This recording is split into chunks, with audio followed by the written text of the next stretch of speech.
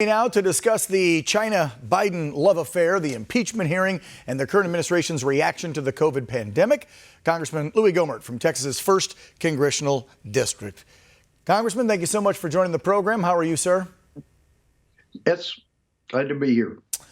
Where do I begin? Wow, I guess we can talk with the news of the day. Yeah, there's so much to discuss with you, and so limited amount of time. I know you got to get back to work, but let's talk about this second sham of an impeachment. The article's taken over to the Senate today. We keep hearing this scuttlebutt, left, right, whether or not more GOP senators will join the Democrats and move forward with this. You obviously can hear stuff a lot better than the media can hear it because you're in the halls of Congress. What are you hearing? Are we going to be even close to the 17 Republicans needed to impeach this president, to convict him, so where Donald J. Trump will not be able to run for office again, or what? I really doubt it. From what I'm hearing also from constituents all over the state and others outside of Texas even, is that they're furious that this is more of a sham than the last one. And Dan, what the Democrats don't realize, when they set a precedent like this dangerous, you know, we're still referring back to the Andrew Johnson impeachment for precedent. This wipes out everything. It means from now on, there will unlikely be any hearing in front of a committee.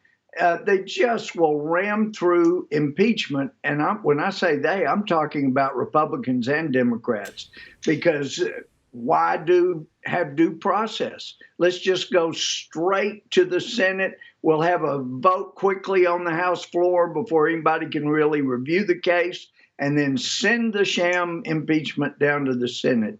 This they could be talking about, and I think if the country is able to last 200 more years, they'll be talking about this sham impeachment and how it set the precedent from now on. Congressman, you brought up a very good point. You said something right there at the beginning, that you're hearing from not only constituents in Texas, but across the country, that they are, let's just say it, pissed off. Okay? That's what they are. They are very upset about this. Well, if I could correct, Dan, they're doubly, because not only are they upset and trying to let their senators get the message, they're telling me we can't get through the phones. They're busy. We can't get through on email. We can't get through to our senators. Apparently, there's so many across the country that are so upset, they're letting the senators know. And I know you're so on top of things. We keep hearing of new senators constantly that are saying, I really don't think this is appropriate use of the impeachment process, because they're hearing their phones are being scorched. Yeah. And isn't there other important issues of the day, like trying to decide on COVID relief, to get the vaccine out and moving, to get businesses reopened and small businesses the help they need to stay afloat till they can reopen in some of these states.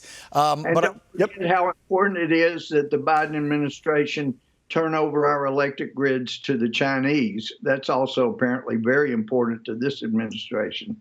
Well, I'm sorry. Yeah, the story that just ran right before you was connecting the dots and showing, and you probably saw this, the state-run media by the CCP just putting out statements with one of their news anchors, whatever they call them, in China last week, just declaring pretty much how happy they were that Biden won and that Trump lost. I mean, it's right there on camera for everyone to see, the China love fest with this administration. But I got to talk to you about the GOP, because you bring up another good point when you say the constituents are very upset and calling you.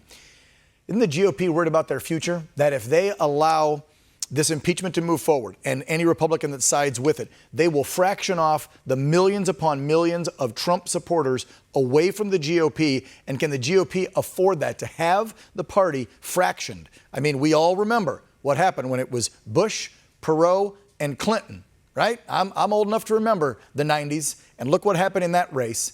And by golly, if you move forward with this and you upset 70 to 80 plus million people, I'm sorry, they're not going to stick with the GOP. And if you think you're going to take the House back and the Senate or the White House down the road, the GOP better do some serious thinking.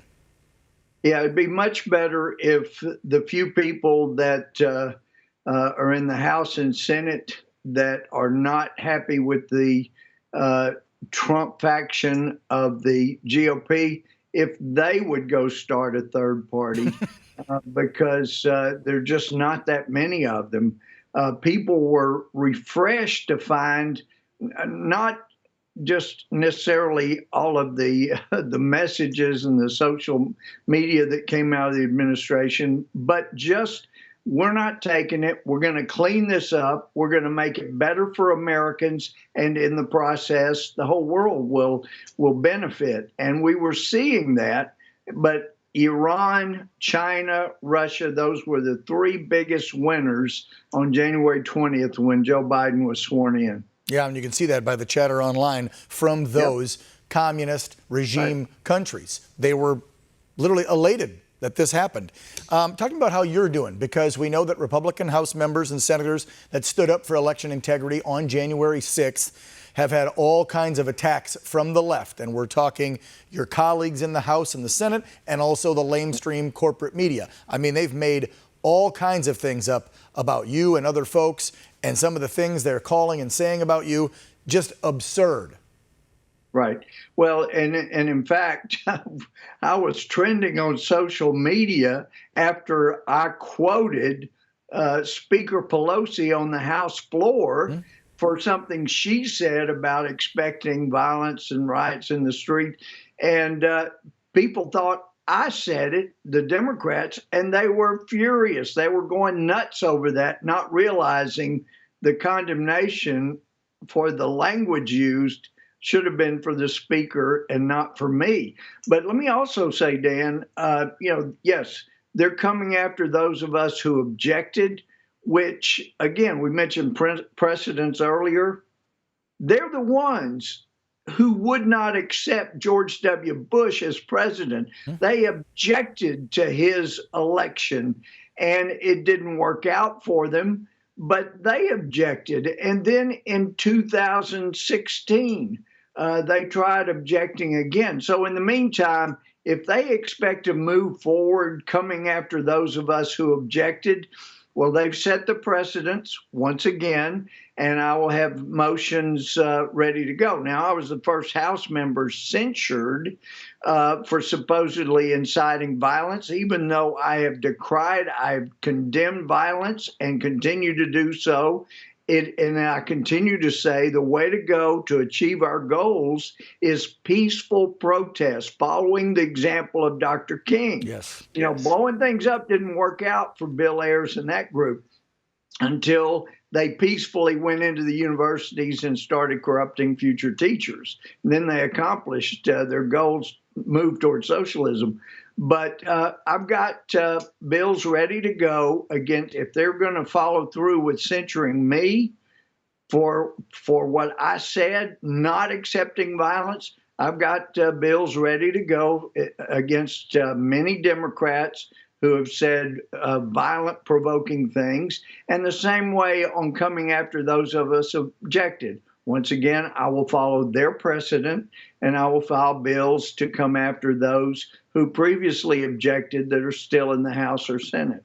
Well, we'll be watching your actions because, you know, I love using old sayings that were taught to me, probably you too, by your mother or grandmother. What's good for the goose is good for the gander. And I know that one wrong doesn't make a right, right? Or two wrongs don't make a right, rather. Yeah, but let's be real. You're right. They've objected.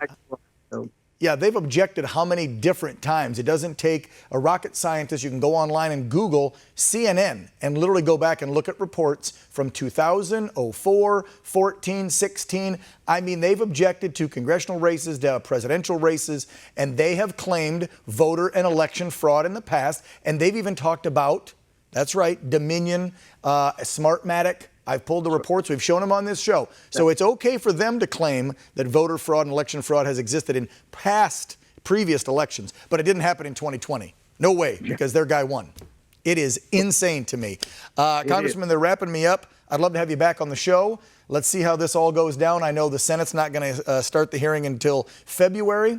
So if you have to move forward with some of those articles that you're going to present, because I have a feeling the left's not going to, what should I say, lighten up on the Republicans like you who had a backbone and stood up for election integrity, I'd like to have you back on the show if it comes to pass where you've got to introduce those articles.